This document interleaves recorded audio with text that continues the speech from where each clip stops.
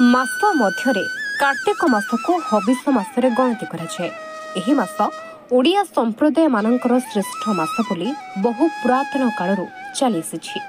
कार्तिक मासर प्रथम सोमवार रे ब्रह्मपुरर सबु शैवपीठ में भक्तंकर गहली देखा मिली। सेहीपरि ब्रह्मपुर विख्यात नीलकंठेश्वर महादेवंकर दर्शन ब्रह्मपुरर विख्यात नीलकंठेश्वर महादेवंकर दर्शन निमंते भक्त मानकर सुଅ छुटीला। प्रबल वर्षा हेबा सत्वे भी भक्त माने वर्षा को खातिर न करी बाबा नीलकंठेश्वर दर्शन करथिले। भक्तों को दृष्टि में रखी नीलकंठेश्वर कमिटी पक्षर व्यापक पदक्षेप निया। भक्त माने दर्शन निमंते ब्यारिकेड रही धाड़ी धाड़ी होई बाबा दर्शन लाभ करथिले। भक्त मानक पई नीलकंठेश्वर कमिटी पक्षर प्राय 4000 रु 5000 भक्तों पई प्रसाद सेवनर व्यवस्था करा जायतिला। गहली को दृष्टि में रखी पुलिस मुतयन कर सुचारू रूपे तुलाई नीलकंठेश्वर मंदिर कमिटीर सभापति कालिकिंकर पात्र, उपसभापति जगदीश पाणिग्राही, संपादक दाशरथी बेहरा समेत समस्त कमिटी वृंद सहयोग करथिले। Bureau report, headlines Odisha. Krishnachandra प्रतिनिधि, नीलकंठेश्वर मंदिर पुरोहित। आज भोर 4 मंदिर खोला रुद्राभिषेक है। रुद्राभिषेक पर पुणी भक्त मान दर्शन चली। आज प्रोग्राम हूँ अन्नयज्ञ आमर चली। समस्त भक्त मैंने आसी श्री श्री नीलकंठेश्वर महादेव अन्न प्रसाद ग्रहण करेंगे और भक्त मानकर मनस्कामना सिद्धि श्री श्री बाबा नीलकंठेश्वर को जय। मो दाशरथी बेहरा, नीलकंठ सेवा प्रतिष्ठान कमिटीर संपादक।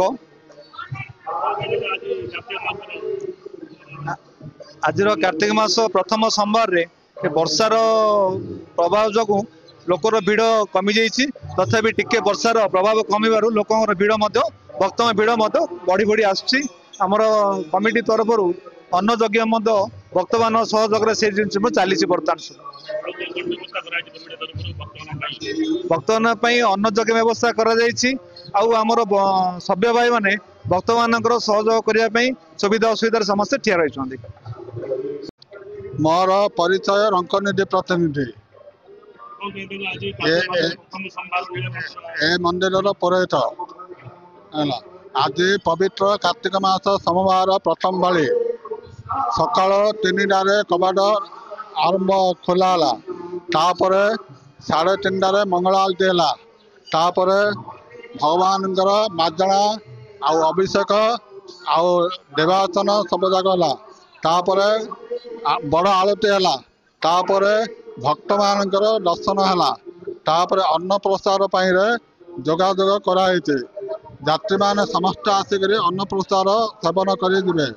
तापर भगवान संध्या आलती हम, अन्न प्रसाद हम, बेड़ा परिक्रमा हम। तापर देवनीति बंद हम। तापर देवनीति बंद हम। तापर पहड़ हम, भगवान को पहड़ हेले कबाड़ बंद हम। मिनती पंडा, आसीचु नीलकंठेश्वर मंदिर दर्शन पाई। आज कार्तिक मास प्रथम सोमवार जेहेतु वर्षा जो टे भिड़ कमी किंतु बहुत भल दर्शन है। भिड़े जी दर्शन ताठू अधिक भल दर्शन आज मिलला।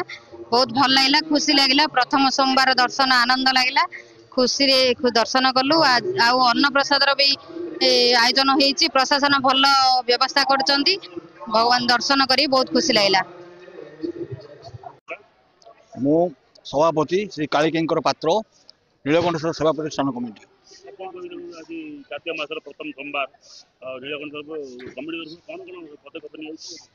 हाँ, तो प्रति वर्ष आम ये अन्न यज्ञ हुए नीलकंठेश्वर महादेव।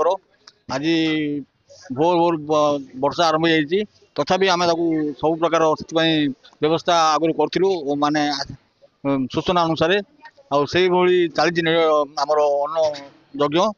आउ भितर लोक गहली अच्छा लाइन भी व्यवस्था होती। लोक मैंने भी जमी वर्षार दाउरू रक्षा पाए से प्रकार भी व्यवस्था होती।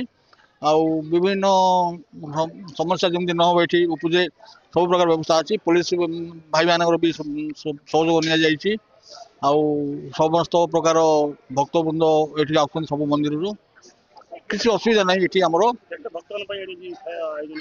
ହଁ ଏଠି ଆଜି ଆଜି ପ୍ରାୟ 4000 5000 ବ୍ୟବସ୍ଥା ହେଇଛି। ଆଉ ଏଇଟା ପ୍ରଥମ ବାଳି ତ ଦ୍ୱିତୀୟ ତୃତୀୟ ଚତୁର୍ଥ ବାଳି ହବ। ଏଇଟା ଆସ୍ତେ ଆସ୍ତେ ସମସ୍ତ ବଢି ଯିବ। ମୁଁ ଆଜ୍ଞା ନୀଳକଣ୍ଠେଶ୍ୱର ସେବା ପ୍ରତିଷ୍ଠାନ କମିଟିର ଭାଇସ୍ ପ୍ରେସିଡେଣ୍ଟ ଜଗଦୀଶ ପାଣିଗ୍ରାହୀ କହୁଛି।